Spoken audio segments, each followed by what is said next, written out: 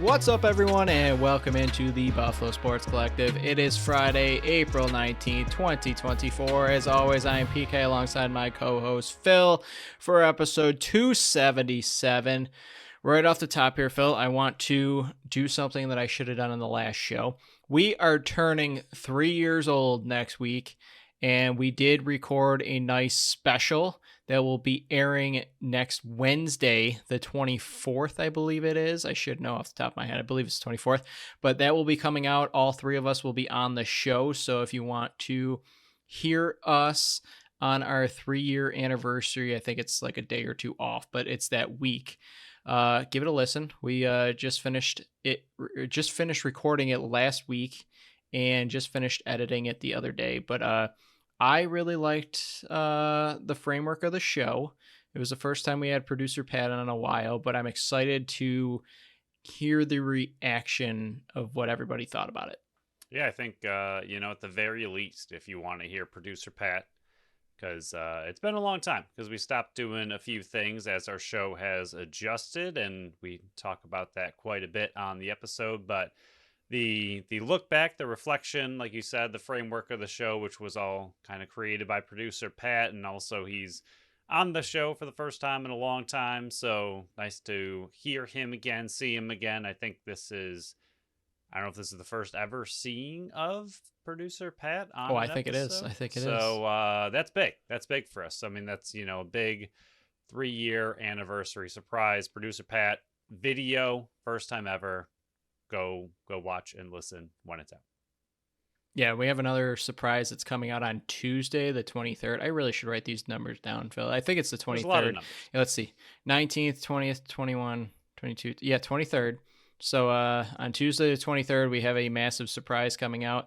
I'm not going to give any more details other than Phil worked his tail off for it. So if you don't like it, don't tell him. Just let it go by the wayside and pretend like you like it and boost up his self-esteem. But yeah, that's the house cleaning things that are coming up next week to celebrate our 3 years of doing this. And it's still really shocking that we're going to be 3 years old. But I know we said it on that episode, the bonus, and we'll say it now.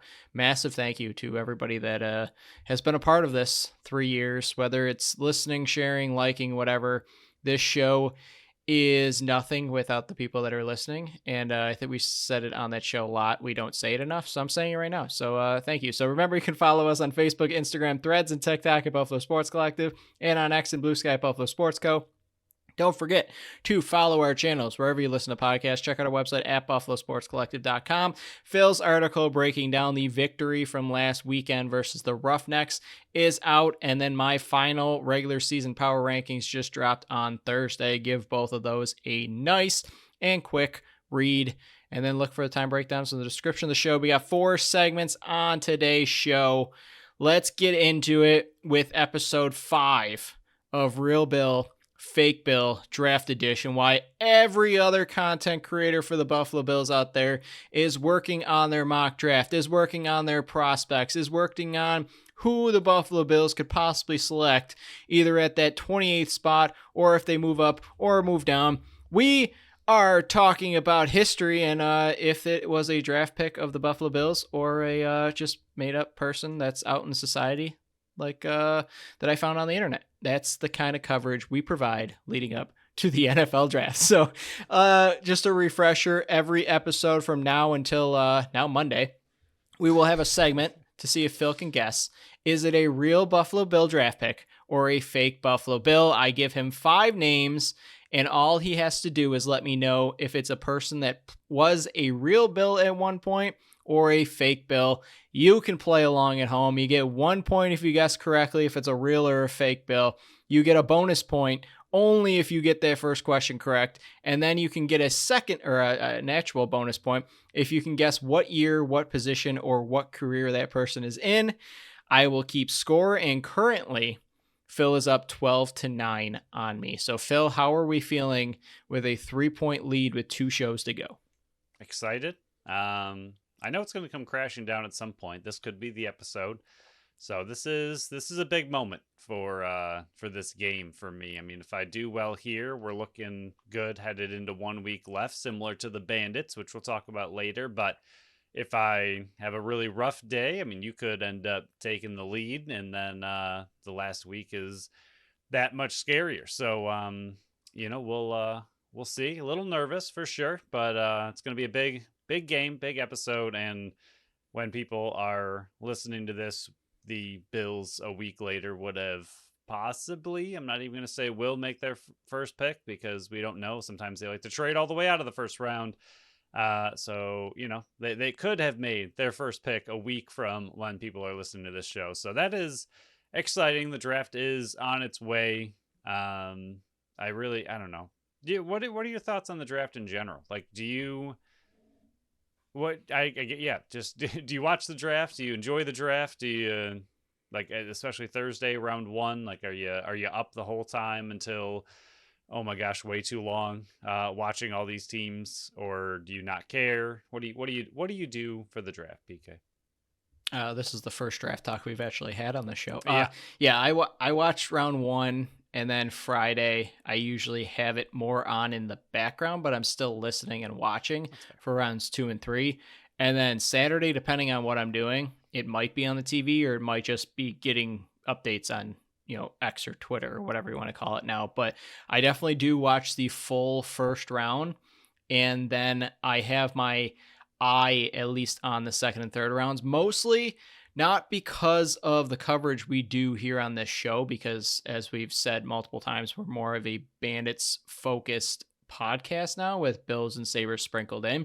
So we still need to know, but it's not like, again, we're doing this instead of draft coverage. So this is the type of show you're listening to for this type of content, but I more listen to it for fantasy wise to see where these running backs, quarterbacks, and wide receivers, and even tight ends sometimes go in the draft. And if I like their position and if they're worth trying to draft early in our fantasy football league, because I take that league very seriously. I have two titles, and I want to win my trophy back. So that's the main reason I watch the draft as a addition to what the Buffalo Bills do in it. Yeah, the first round with the Bills being at least decent You're in for bed. for a while. Yeah, it's just, I mean, I think I've watched most of the times they do the pick, but it's so slow and it takes so incredibly long for the Bills to get to their spot, and then when they come up finally after 3 hours of watching other teams, and they're like, oh, the Bills have traded backwards. It's like, oh my goodness. Like, all this build up, and then they just move farther back or move all the way out, and you're like, all right, well, that was fun. So yeah, I'll probably still watch round one, especially this year, with the slight, I'm not even gonna say anticipation or hope or anything, but I guess slight chance that they move up. So we'll see, but I don't know. It's just so slow. Like, I wish it was just a little quicker. I'm not saying you gotta, sprint through it, or, I mean, I know rounds 2 and 3 are quicker, and then obviously the back half of it's pretty quick, but round one, just a little quicker. I don't know if we really need this amount of time for one round. It's just so, especially Thursday night. Like, if it was Friday night or something, it'd be a little different. I don't know why we got to do it on Thursday night and keep us up till like midnight. Start it sooner, something. I don't know. It's long. It's long, and I'm tired, and I got to work the next day, and it's a lot. It's a lot for me to stay up for. That's all I'm saying. Yeah, I'm fully on the wide receiver train just for that fact. Oh, for sure. If they don't get a wide receiver in the first 2 rounds, Buffalo will burn down. That's all I'll say. But let's jump into this game here, Phil. The first name I will throw out to you is Rodney Wright. I'm thinking. I was gonna say the silence is Yeah, deafening. yeah, it was. Rodney Wright. Rodney, I don't know why. The name Rodney is really sticking with me from a TV show. Rodney Ruxin. Yeah, maybe. I'm gonna say real. You are correct. It is a real Buffalo Bill. Now, I was thinking year fake. Oh, or my position? gosh.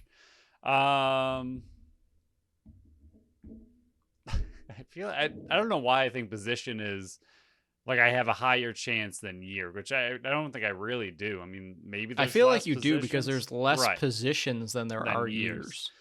I mean, either way, it's just a complete shot in the dark. I'm gonna go linebacker again.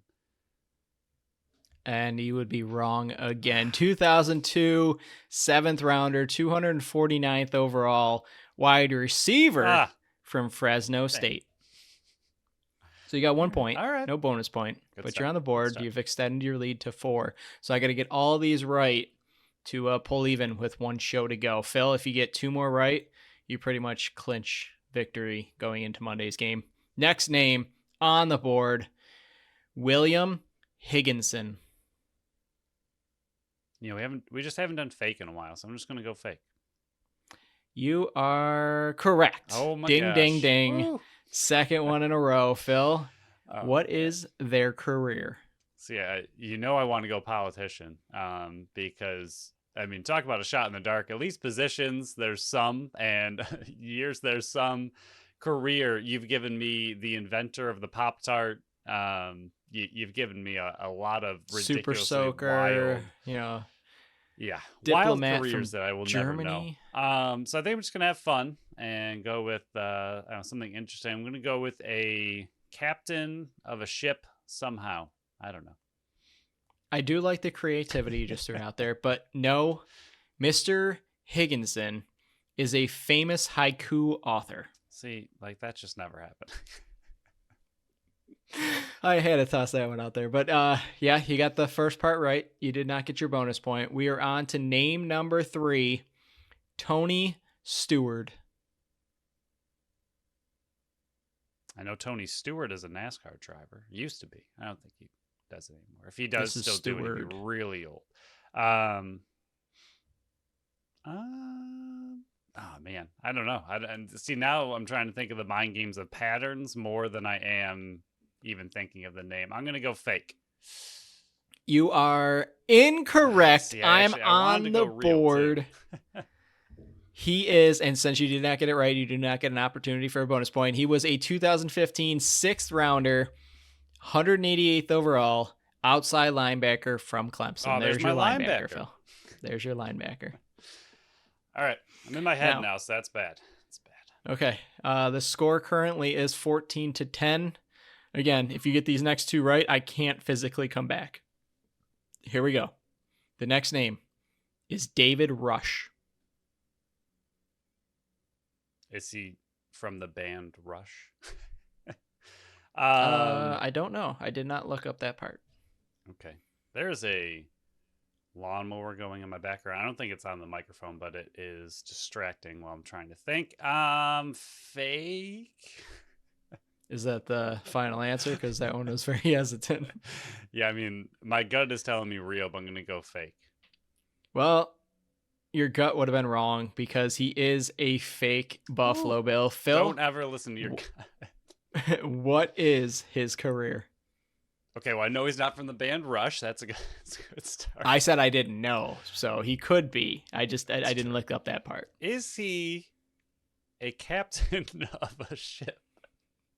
He is not. He is not a captain of the ship. He is a world record holder for the most lit candles in one's mouth. And the answer to your next question is how many? Yeah. 100. I mean, lit or unlit? Well played. Lit. No, I'm saying like Yeah. even either way. Oh, either way, 100 ridiculous. candles. Yeah. Yeah. I mean, even if they're just little birthday candles, that's too many. Also, That's I feel like the taste of that wax after, trying to get to 100. You're probably sitting there for a long time with your mouth open, trying to get to 100 candles, and then see, I feel like the lighting's just pointless at that point. You just got to like quickly light them and have someone blow them out. I don't know. I feel like the more impressive part is getting the 100 just in your mouth, and then lighting it's more just added show at that point. But I feel also you do not want facial hair if you light candles in one's mouth. Yeah, I was thinking about just the first part again. I was like, I don't know if that would really affect it, but yeah, no, if you're gonna light them, that would not be ideal. So yeah. Yeah. Don't I do wonder that. if there's dimensions of these said candles as well. Well, Like if it's how, if it's for a world record, I'm sure it has to be a very specific size candle. yeah. Yeah. Okay. Enough of How do the you candles determine that and you world have that records. skill, or I don't if know. that's a You skill or just, talent? I don't know. I don't know. There's a lot of weird things There are. that people in history have tried. Like, how did people know that poison makes you die? Somebody had to try it, Yeah.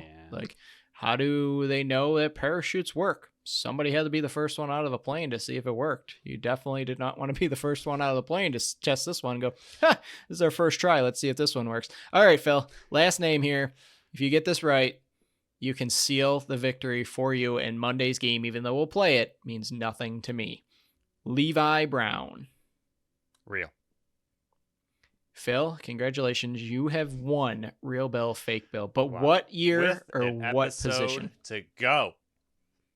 PK, this game really, really came back. It fell off a cliff for me. Definitely fell off a cliff for me. This game really came back to bite you, which is good though, because you absolutely crushed me in the year-long BSC game 2 years in a row. So it's about time to get some kind of revenge on our show. I don't think I've beaten you at much yet, if anything. I don't know what else we've really. He's probably beating me at one or two things, but it hasn't been very many. I feel like our drafts were pretty even. I think I did finally catch you on the drafts. Yeah, you came out ahead a couple. You had to have your family vote for one of them, but other than that asterisk one, you were pretty good. But Phil, year or position? Right. Defensive lineman. Incorrect. You couldn't be further away. 2010, 7th rounder, 209th overall, quarterback from Troy. I didn't know we had a QE with the last name Brown. Well, you did. You don't, but you did. Yeah. You're up 16-10. Congratulations on big. sealing this victory. Even if I go 5 for 5 on Monday, so I cannot win. That's exciting for me. Now I can relax on Monday a little bit more. That's why this was a big episode. I mean, you could have caught all the way up, possibly even taken the lead, or I could cruise into the final day with nothing to play for, like the Toronto Rock. Or the Sabres, who also cruised into their final game with nothing to play for. I have... we should have just started talking draft coverage because this definitely ruined my spirit. But yeah, thank you for playing Real Bill, Fake Bill. Anybody at home, let me know what the scoreboard is, because if I'm beating you, I need to get my hopes and dreams and my self-esteem back up. So if I am somehow beating you at home, which I have to figure out, I know I said I was going to do it a couple shows ago, but what the score is with producer Pat, I think I was beating him last time I checked. So Phil, before we dive into our next segment, let's get something that gets me amped up. Our first sponsor for Tap That Tap Room for this episode. Phil, take it away. Tap That Tap Room is at 363 Delaware Street in Tonawanda, New York. They are Buffalo's first women-owned self-pour bar, and how it works is you go there, you pay for a little kind of intro card. You take that card, you go to any of the 30 consistently rotating taps, you put your little card on the screen, and it tells you that you are free to drink one of the, however many ounces you want. You can have as little or as much as the glass will hold, and then you can kind of keep going back to that one if you love it so much, or you can try a ton of different varieties. PK and I, as we've mentioned, had different strategies. I tried a few of them before I found one that I really liked. PK just dove headfirst into one that he did end up liking, so it worked out for him. But you can try the 30 consistently rotating taps, and in a variety of fun ways, pour as little or as much as you want. Now you might be thinking, what is going on at Tap That Tap Room? Well, I'm here to tell you. Friday, live music with M and me from 7 to 10.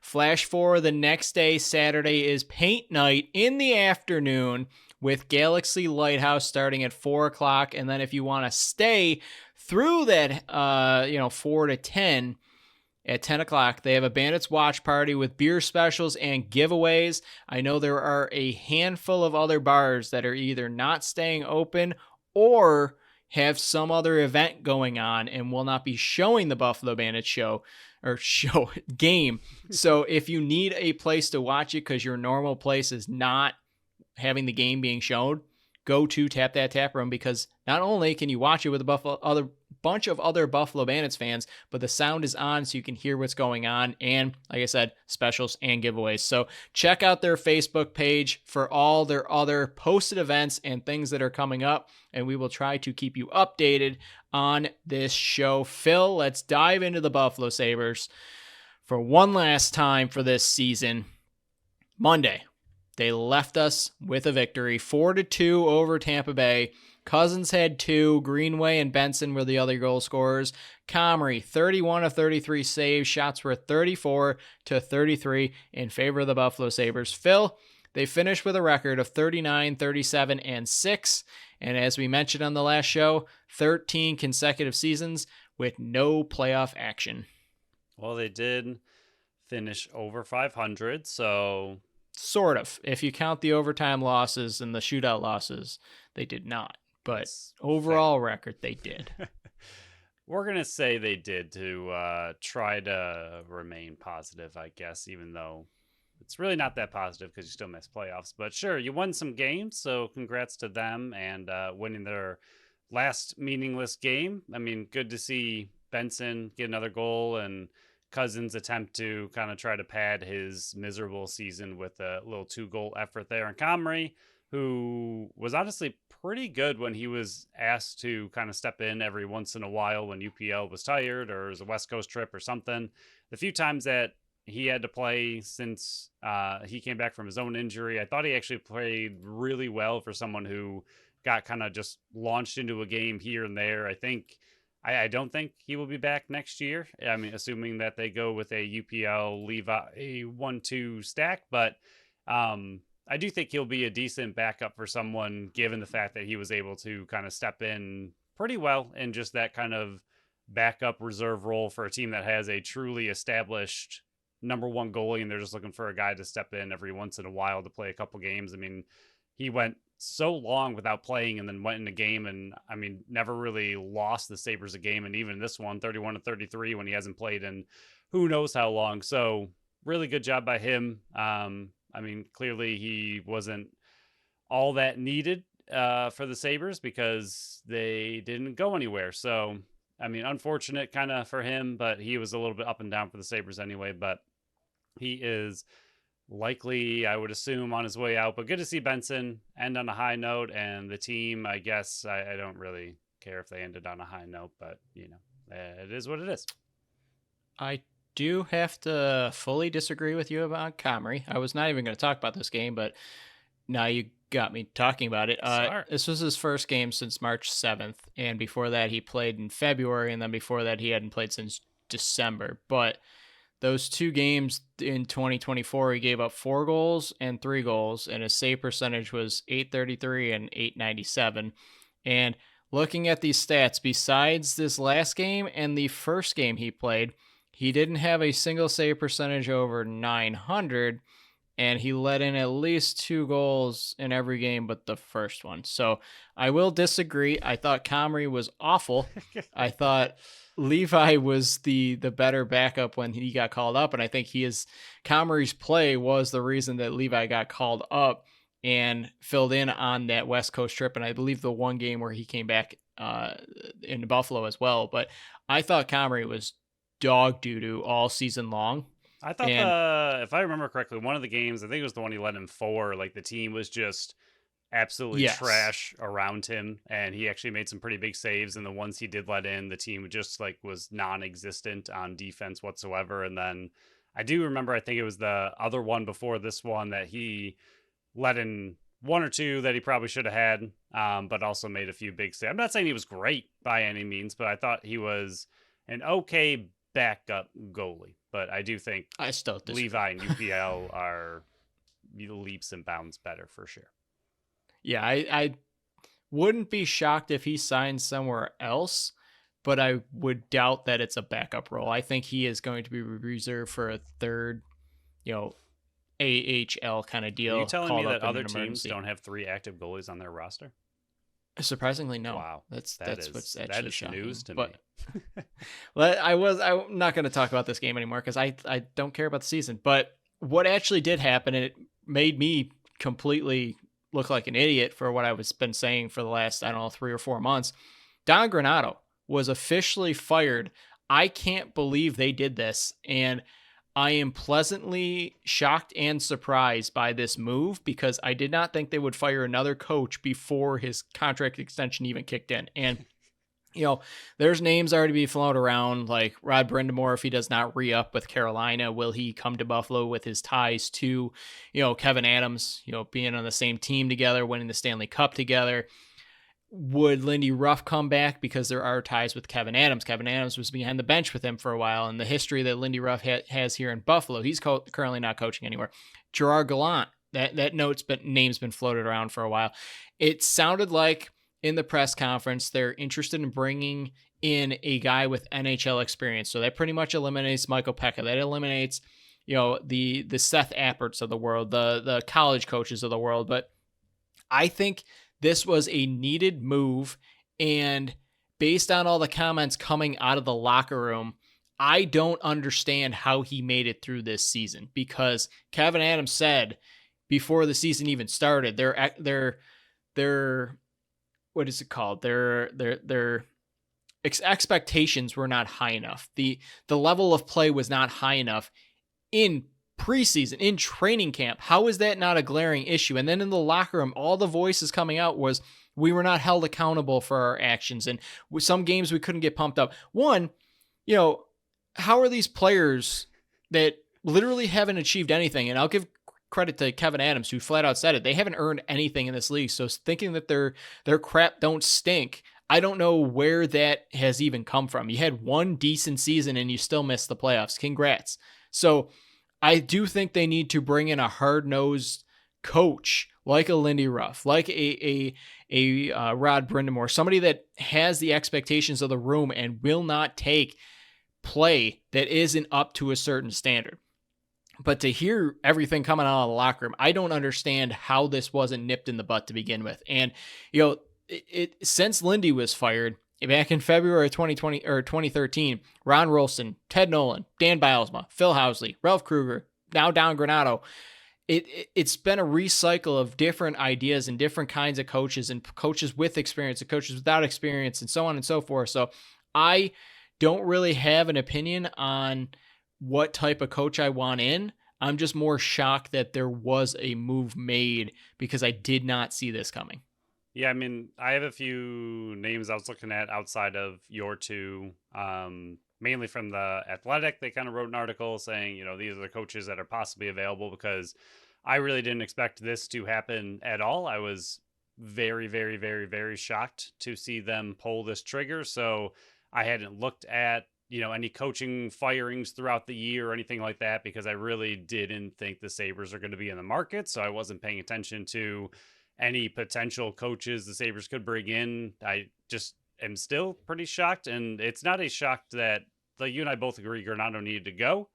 So it's not a shock that we thought he was a stellar coach. Why would they do this kind of thing? But I mean, after the failed Kruger experiment and how much money they paid him to walk away, now you are, you just gave an extension to Granato, and now you're letting him walk away with, I don't know what his extension was worth, but I mean, they still get paid. I believe all coaching contracts are guaranteed no matter what. So he's making a ton of money to walk away from the team, which is, I'm not saying it's his fault by any means. I mean, they signed his extension, so obviously you're going to take it, but just shocked that before his extension even kicks in, like you said, I don't know if they were hoping that this team would kind of limp into the playoffs, and then you can maybe, ride Granato through his extension, or at least one more year, be like, okay, well, making playoffs will keep everyone mildly happy despite the bad season, so we can kind of just roll with it. I don't know if that's why it took so long and they waited till the end of the season, because they were just kind of hoping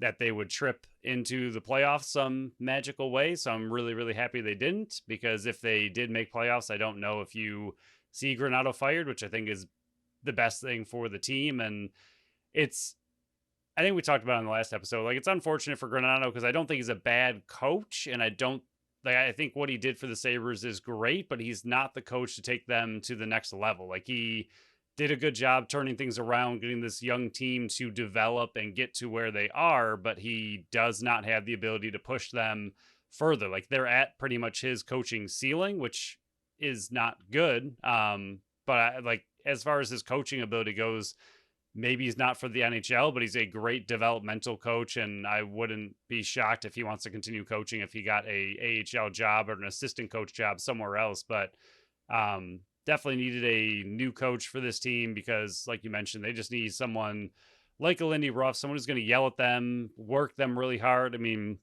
we heard Reinhart mention out in Colorado that it was the hardest practice he's had in Middlestat. Sorry.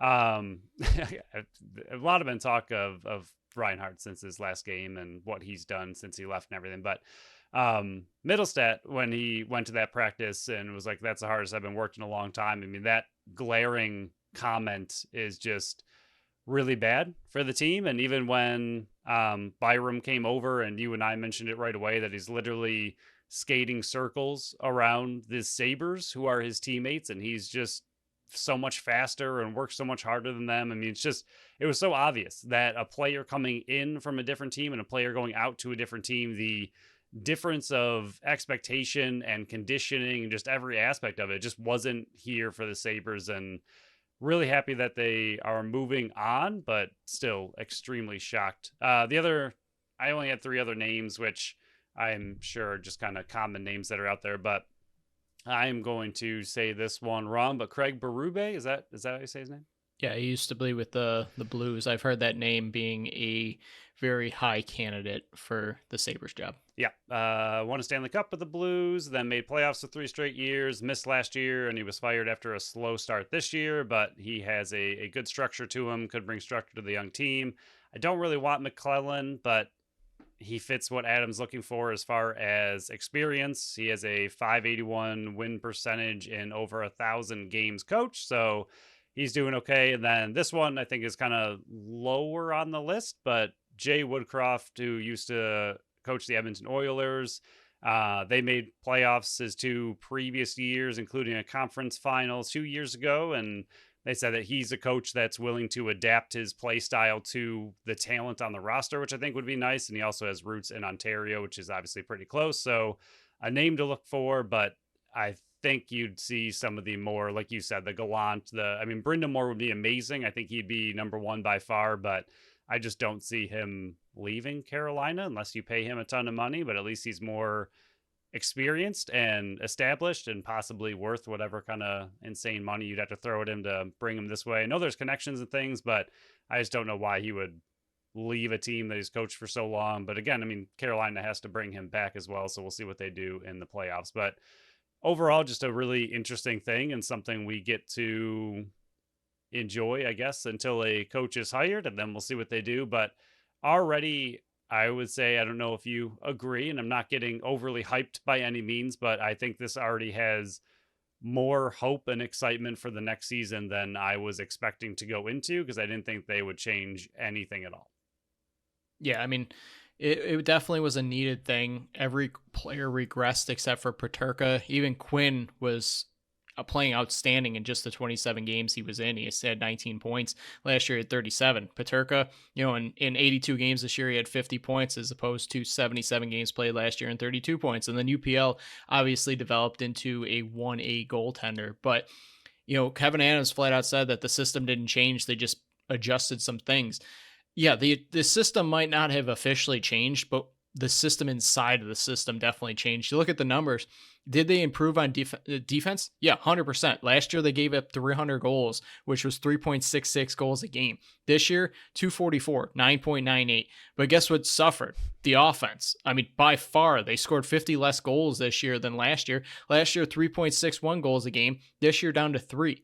It's every player regressed other than, Peterka, Quinn, and in UPL. And that's what's going to happen when players have career years. And I think you said it perfectly, and I was going to say if you didn't, that Granato got them to a point and couldn't get them past that point. And that's one thing that we were worried about this season is he just more of a developmental coach that can get the best out of players but can't get them to the next level? And that's why I'm kind of wondering what the Buffalo Sabres as a franchise are more looking to do.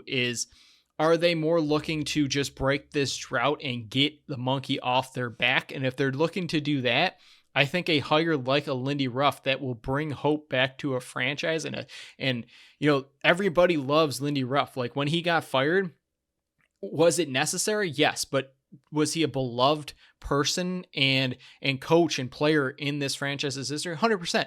And if you hire a Lindy Ruff, you're going to get more butts in those seats. So if that's the plan and just to get them over the hump and get them into the playoffs, I think a Lindy Ruff is the perfect coach. But if your still main goal and the sole purpose of the Buffalo Sabres existence is to win a Stanley Cup, I think you got to try to work any angle. And if that takes until Carolina is eliminated from the playoffs and you have any slight hope of getting Rod Brind'Amour, you need to wait this out. Because if he doesn't re-sign with Carolina and you have already signed a head coach and he would have come to Buffalo, you're going to look like an idiot, because I think Rod Brind'Amour is the perfect coach for this type of team. And I think he's the perfect coach to get them over that hump and into a position where they can win the Stanley Cup.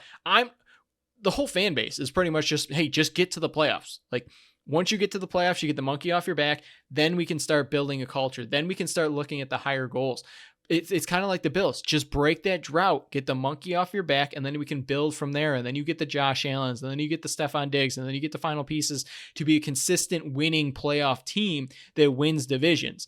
But I think Buffalo is in the position that the Bills were in before they broke the drought of, we don't care if you win a Super Bowl or not right now. We just want playoffs. And I think that's the biggest takeaway from this. So if I was a betting man right now, I think the betting odds lean to, and me personally, I think there's probably other odds there. I think me personally, the betting odd to be the next head coach of Buffalo Sabres is to bring back Lindy Ruff. Yeah, I think so too. I don't know. It's just weird to me. I feel like it's not catch-22 is the wrong, not what I'm looking for, but I would be happy, and it's just weird bringing a coach back after so many years that you fired and now is, been in the, I mean, clearly Lindy's still been a coach for a long time. And even recently he did really well with the Devils and they had a young team and he turned them around really well. And then things just kind of fell apart and he was fired. So, I mean, it's not like he's been out of the league for 5 or 6 years and doesn't have a touch on what the current NHL is doing. He's still a good coach. And he showed it, very recently in his career. It just feels like it's not a step backwards, and I understand that, but it just feels weird going back to a coach that was here for so long. And, realistically, you already said all the coaches they've had since him. So pretty much the last good head coach that the Sabres have had, to go back to him just feels weird, but I don't necessarily know if it's the wrong decision. And I would say that right now, outside of Brind'Amour, it seems like the general feeling is that might be like you said, the odds on favorite of getting the head coach job. And the players' regression this year wasn't just like a little bit. It like all of them pretty much halved their abilities. Like if you go through their points of Tage, Skinner, Tuck, I mean, they all pretty much just lost half of their production, which is mind-blowing. Like if you have a career year and you don't match it, that's one thing. If you go from 94 points to 56 and 82 to 46, 79 to 59, like you just like even Cousins 68 to 47, like that's a monster drop off. It's not like you didn't score 3 or 4 goals or have 3 or 4 assists, so you're down 10 points. I mean, Tage alone 94 to 56 is just gross. And then Skinner 82 to 46, like that's an inexcusable drop off. That is just a monster lapse in production. And I mean, yes, like you said, the defense got about 50 goals better, but the offense got about 50 goals worse. So put that together and you might have an okay team if your offense gets back there. But I do think Ruff is probably the favorite for now, and we'll kind of see how this develops. I mean, Adams kept talking about how quickly he wants this to kind of happen, and he wants a coach very soon. But like you said, I think it'd be kind of dumb not to try to wait out Brind'Amour just to see what would happen, because I think he's by far the best coach that could possibly be available. So we are working on when we can do the BSC award show and the nominations. So stay tuned for that. I'm thinking maybe next Friday's show, because we're trying to dedicate a lot of time to a winning team like the Buffalo Bandits that we're going to dive into right now. Buffalo Bandits versus the Las Vegas Desert Dogs. First meeting ever, Saturday at 10 o'clock. So I mentioned it at Tap That Tap Room.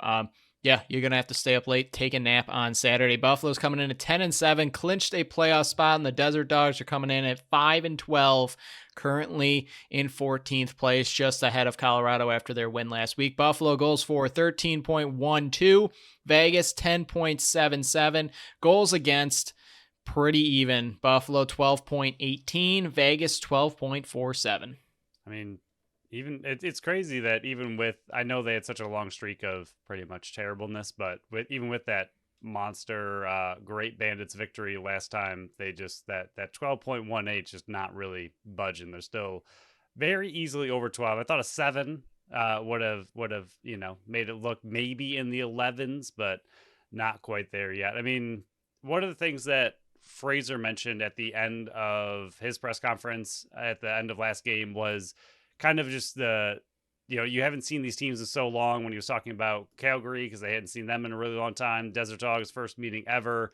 Like, how do you prepare for them? And he said with these unified standings and seeing these teams at least once a year, a lot of them that you haven't seen in so long, which we've mentioned a lot of times with the rush, I think it was over 2,000 days or something. So he said it's been a lot more film watching this year and a lot more tape that you haven't seen these teams before in person. You're not seeing the same team 2 or 3 times a year. So it's a lot more of watching them on film and then just kind of trusting your ability to play, trusting your team's game plan, sticking to it, going with it, even if it's, not working right away, just sticking to what they know works for them and watching a lot of film on what, might be the ways to kind of break down a team like the Desert Dogs who you've never seen before. So I thought that was just a interesting thing that the unified standings has brought, is just, all these teams playing at least once this year. So next year they'll have a little bit more of their own head-to-head tape, but at least this year you're seeing teams you haven't played in a really long time. So it's a lot more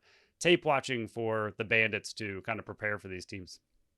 Yeah, I know a lot of people are wondering how can Buffalo get to that third, fourth, seed, and we'll get into that as we go on. But before we dive into the players, Phil, let's get our second sponsor on this show. Phil, Mr. Sizzles, take it away. Mr. Sizzles is currently at 346 Connecticut Street in Buffalo, New York. They are open 7 days a week, 11 to 11, with a new brunch menu on Saturday and Sunday from 11 to 3. But they are opening a few new locations soon, and PK has more information on that. Yeah, because I was going to say, Phil usually says something about those 2 locations, but we were able to dig it up. Hamburg location, they're opening for summer. They did give a sneak peek on their social sites on Instagram and Facebook. The place is coming along very nicely, and they said this is your last sneak peek before the brown paper bags go up on the window. It's looking good. They do seem like they're on track for summer. And then the clearance, they're hoping for August or September. Can't wait for either of those locations because, there's more options and more places available for you to go. So hopefully their one location that they currently have in Buffalo, more people can space out and go to the others. So there's not this long line. And there might be a long line at all these locations soon because they do have a new menu coming very soon. Tons of new items. We haven't seen any sneak peeks yet, but with everything that they have, with the mocktails, with the cocktails, with the ice cream cocktails, with the burgers, the Great Dane sandwich, with the fries, everything that they have, I am so excited to see what's a part of that new menu. I don't know if you have any, inkling on what you're hoping that they might come out with, but I'm very interested to see what type of new burgers and sandwiches they put out, just because of how creative they are with not just the names, but the actual ingredients and stuff that they put on their burgers. Yeah, you've been mentioning and highlighting a few different ones over our last couple episodes, and what they already offer is pretty incredible. So I'm not even going to try to imagine what the new menu and items might look like. I'm just going to kind of let them do what they do best, because all of their menu items are already pretty fantastic. So I'm just going to kind of sit back and wait and see what they release. But Mr. Sizzle's absolutely on the rise with the new menu and a couple new locations. They are going to be the place to be this summer. And when those new items come out, we will be sure to let you know here, but you can check them out if they're out before we even talk about them. You can check out their menu on their socials or at MrSizzles.com. Let's dive into these players now. And some of these players you might not have heard of for a while because, Vegas played in the West last year, and now unified standings, they kind of been towards the bottom. We really haven't had to talk about them much because they haven't really been a threat. They had that one rise where, they beat San Diego and I think they beat Panther City earlier in the year as well. Albany I as think they well. beat Albany too. So, Yep. you know, they have some statement wins, but when you only have 5 wins out of the 17 games, not a ton of talk about. So lefties right now, Charlie Bertrand, number 61. Casey Jackson's having a very, very good year, number 21. Zach Greer's currently on the IR. And then rookie Dylan Watson, number 45, is having a solid year. Thomas Vason did get in the game last week. He's number 16, former Buffalo Bandit. For the righties, Jack Hanna and Rob Hellier, the two names you got to worry about right there. For the righties, number 33 and number 10 respectively. Marshall King came back from an absence, so he's number 9. And then another rookie, Sean Wesley, number 51. He's also having a quiet, rebuilding type of figuring out the NLL year. Yeah, they're just, I don't know. This is going to be similar-ish and possibly even more so like the Philly game, where it's a bottom team that's not doing great, and it's going to be harder, even harder to kind of get up for it because it's your last game of the season. I know it's big. The Bandits absolutely need to win, just like they need to against Philly, but it's a team that's at the bottom, used to be in the West.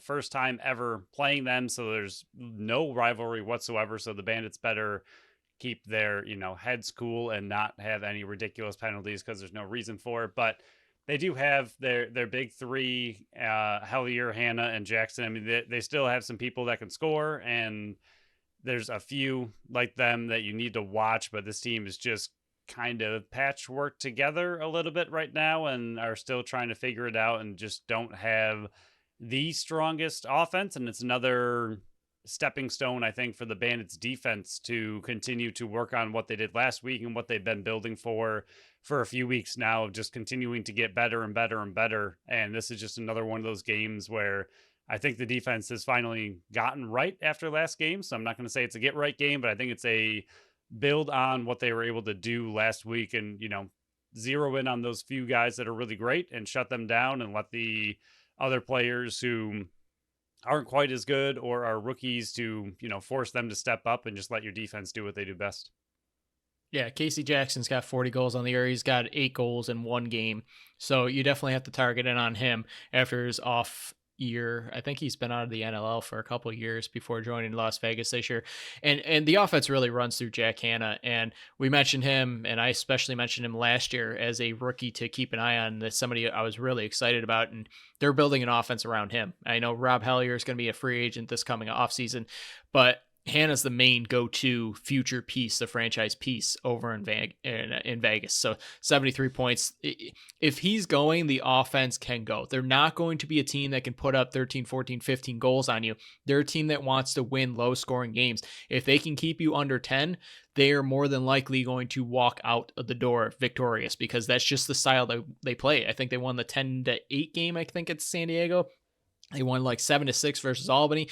This team only wins low-scoring games, and they're capable of shutting down good offenses. We've seen that in the past. So it's definitely not a team to take lightly, but I do understand the fact that it's hard to get up for this game. So defense and transition, Connor Kirst, number 34. He's the main guy that you got to watch in the transition game. And with their main face-off man currently on the holdout, Zach Cole, he is the man that's probably going to be taking the faceoffs. He's only 35%, so it should be a big Connor Farrell game. James Barclay, number 25.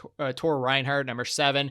Jacob Roost, who was nominated as one of the top 25 defenders. Whoop D, number 20. Another rookie, Jake Sanders, number 22. Sorchetti, number 72.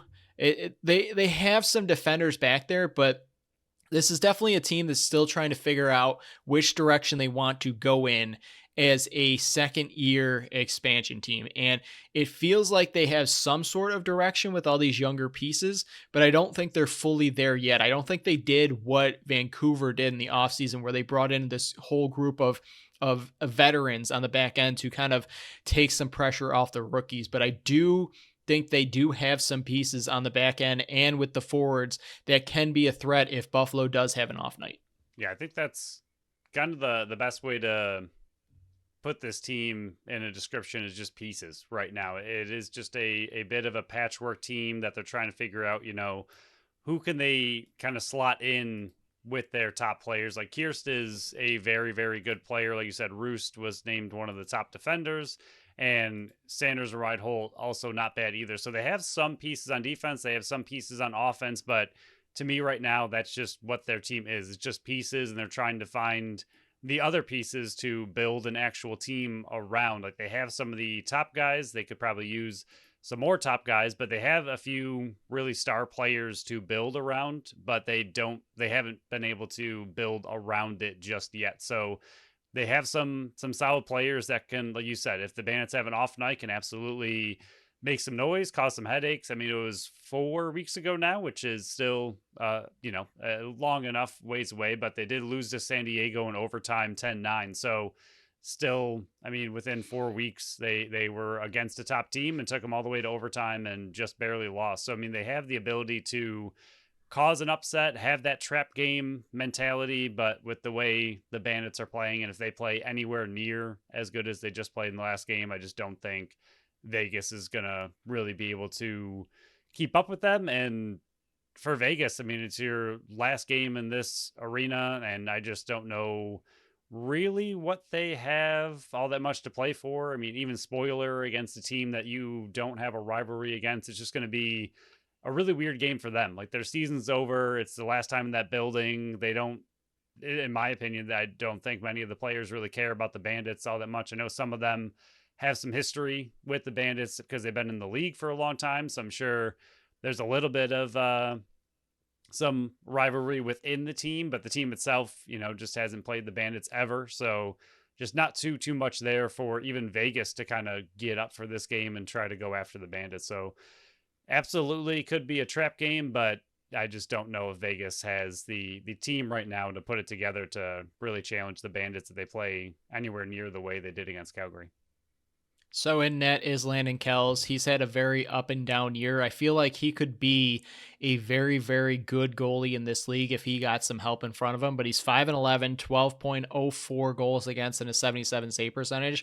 So the save percentage is nothing to laugh about. He can make those big time saves, and he was instrumental in those 5 victories. If he's not playing electric, the team gets blown out. And you saw that in Panther City, where Panther City put up 21 goals on this team. If Landon Kells is on, he can keep really good offenses at bay. So that's another reason why, which Buffalo has been doing a pretty good job this year of getting to goalies early. You saw them chase Christian Del Bianco. I know they took a while to go up and put that 5 spot on him to start the game when that went into the second quarter, but if you can get to Landon Kells early and shake his confidence and don't let him settle in, you can chase him and you can get in his head where he will not have that shutdown game. And that's pretty much the only thing that I'm really worried about is if Buffalo can't get it behind Landon Kells, you could possibly see another game where a goalie steals a victory for the team. Yeah, I mean, going through their wins, like you just mentioned, the goals against Panther City in their first overtime win was just 10. They beat San Diego, only allowing 8. They beat Albany, only allowing 6. They beat Rochester, only allowing 8. And then they beat Colorado, only allowing 11.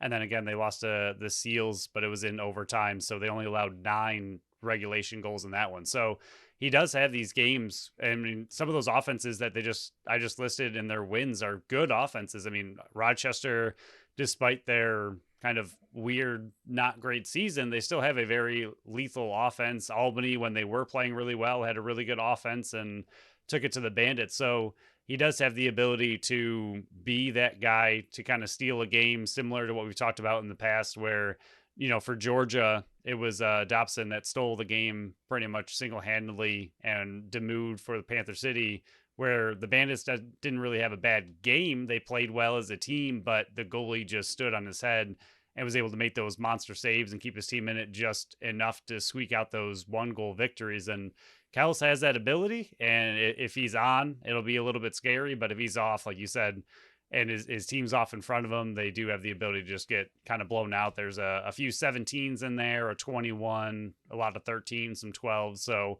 it really depends on which goal you get. And like you said, it's really big in that kind of game to get to them early, get them up quick. And especially in a game like this, where it's their last game of the season, they're not making playoffs. If you jump out to an early lead, you can just kind of deflate any ability they have to want to play that game, to fight back, and just kind of let them roll off into the off season. So Phil, what is your prediction for the final game of the regular season for the Buffalo Bandits? Well, I don't know exactly what we need from Dane and Josh, but I know we need a lot of points, and I think they 12 from Burn. Okay. I mean, possible. It's possible. I do think they can really, again, I think if you get to this team early, Vegas really just does not have all that much to play for. I mean, they're still competitors. It's still a game. I'm sure once they step on the field, I'm not saying they're just going to, pass the ball around, not try whatsoever. It's still your livelihood, and you're still going to try really hard. They're athletes, they're competitors. But I think if you get up early, it's just going to kind of snowball from there. I could see the Bandits running away with a good one, especially if they play anywhere near the way they did last game. I'm going to go 15. We're going to up it from last week, and I'm going to give the defense another good game. We're going to go with 8. Phil, we actually did it. We have the exact same score. Oh my gosh, to end the season. Is that the first time ever? It's not the first time ever, but it's the first time in a while. I think it's the first time this season. Wow. Well, that's magic right there. That means it's going to happen. That means it's definitely going to happen. So let's move on to our milestone. The fastest milestone minute in all the land. Still looking for a sponsor for this one. Yeah, I really am. There's a lot here. I'm just seeing how many possible milestones can happen. All these possible milestones can be found on X at Buffalo Sports Co. We post them leading up to each game. So if you miss one and you don't want to listen back for whatever reason, you can check them out there. Phil, away we go. Chris Cloutier is 2 loose balls away from setting a new career high. Chase Frazier is 3 goals away from setting a new career high. He is 1 assist away from setting a new career high and 3 points away from setting a new career high. Dane Smith is 6 assists away from setting a new career high and 2 loose balls away from setting a new career high. Nick Weiss is 11 loose balls away from setting a new career high. Kyle Buchanan is 4 points away from 600 for his career. He averages 3.33 a game. Kyle Buchanan is 1 shot away from 1,000 for his career. He averages 5.58 a game. Josh Byrne is still 2 goals away, Buffalo Bandits. Still 2 goals away from 200 for his career. He averages 2.25 a game. Justin Robinson is 1 loose ball away from 100 for his career. He averages 3.2 a game. John Tavares is 1 win away from 60 for his coaching career. Dane Smith, 5 assists away from 700 for his career. He averages 3.91 a game, and he would just be the 10th player in NLL history to reach that mark.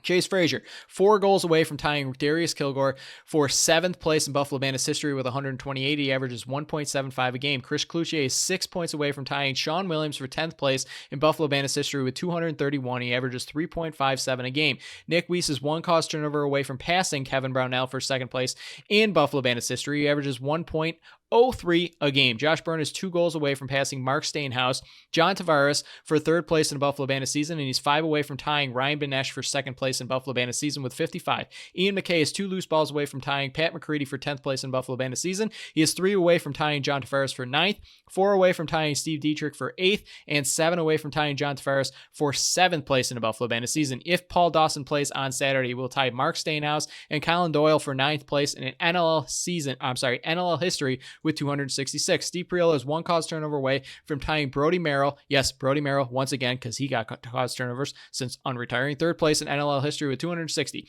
Josh Byrne is 4 goals away from tying Paul Gate, John Grant Jr., and Curtis Dixon for 9th place in an NLL season. He is 5 away from tying Gary Gate and Ryan Benesh for 7th place in an NLL season, and 6 away from tying Jeff Teat for 6th in an NLL season with 56. Dane Smith is 3 assists away from tying himself from 2022 for 2nd in an NLL season and Buffalo Bandits season with 94. He is 5 away from tying himself for 1st place in Bandits and NLL history with 96. Josh Byrne is 6 away from tying, 6 points away from tying Garrett Billings and Mitch Jones for 9th place in an NLL season. He's 7 away from tying Sean Williams, Josh Sanderson, and Callum Crawford for 6th, and 8 away from tying Mark Matthews for 5th place. and that is assists, not points. I apologize. Now it's points. Josh Byrne is 4 points away from tying Sean Williams for 5th place in an NL season. He is 6 away from tying Dane Smith for 4th. He is 9 away from tying Dane Smith once again for 3rd. He is 10 away from tying Jeff Teat for 2nd, and 11 away from tying Dane Smith for 1st place in an NL season. Dane Smith is 4 points away from tying Mitch Jones for 6th place in an NL season. He is 8 away from tying Sean Williams for 5th in an NL season, and 10 away from tying himself for 4th place. And the final one, Cam Wires 2 caused turnovers away from tying Tyler Garrison, Graham Hossick, and Mike Messenger for 9th place in an NL season for a rookie. Other than calling Sean Evans Sean Williams multiple times, you did... Oh, God, there's so many, though. You did so many names, so many numbers, so many milestones. So a player that you mentioned that I think is unfortunate because we did like him when he was here, and I feel like he had a little bit of a negative leaving.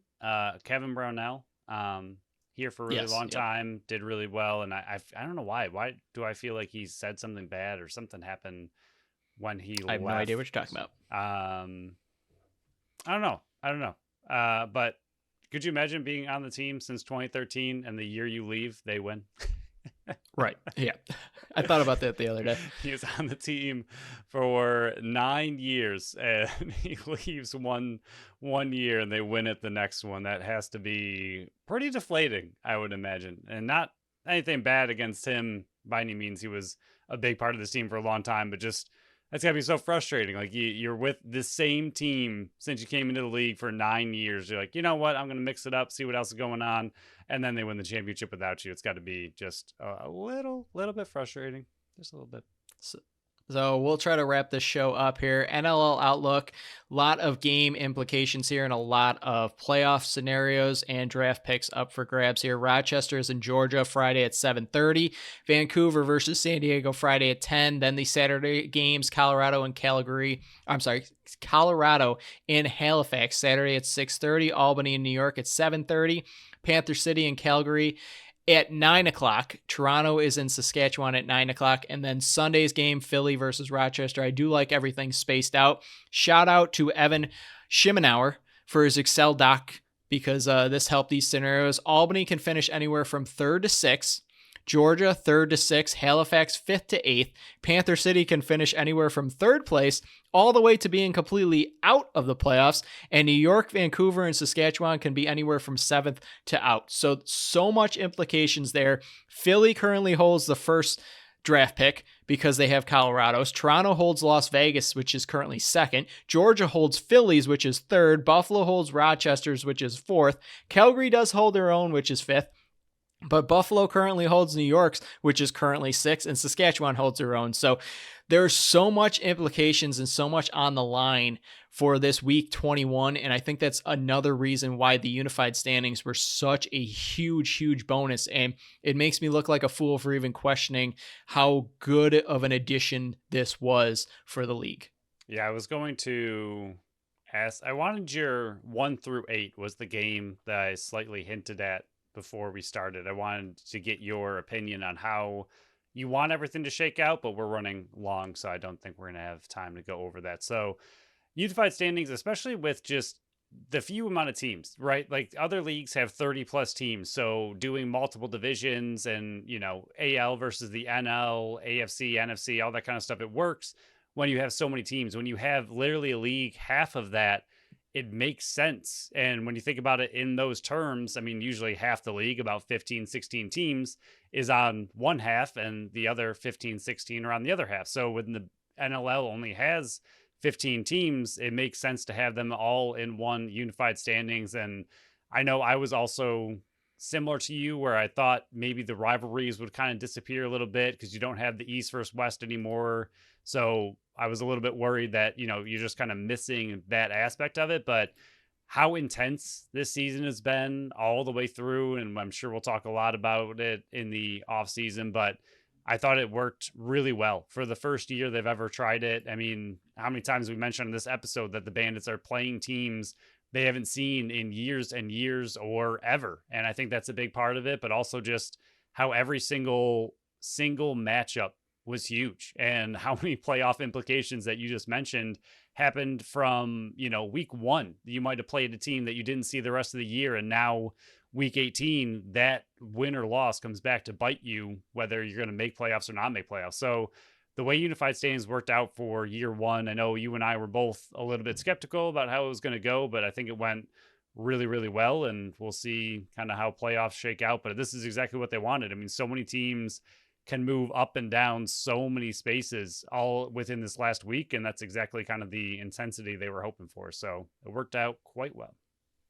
So we'll leave you on this note of how Buffalo can be in spots 3 through 7, and they will pretty much know what they're able to accomplish going into that Las Vegas game, because a lot of these teams are playing and will have results. I think almost all of them, but Panther City, their games will be final before the Buffalo Bandits even tee off. So Buffalo can get the 3rd seed with a win, and Rochester over Georgia and New York over Albany. Buffalo can get the 4th seed with a win, and Rochester over Georgia or New York over Albany. Buffalo, there are 2 ways they can get the 5th seed. They can either win and Georgia defeats Rochester and Albany defeats New York, or they could get a loss and Colorado over Halifax, and Calgary over Panther City.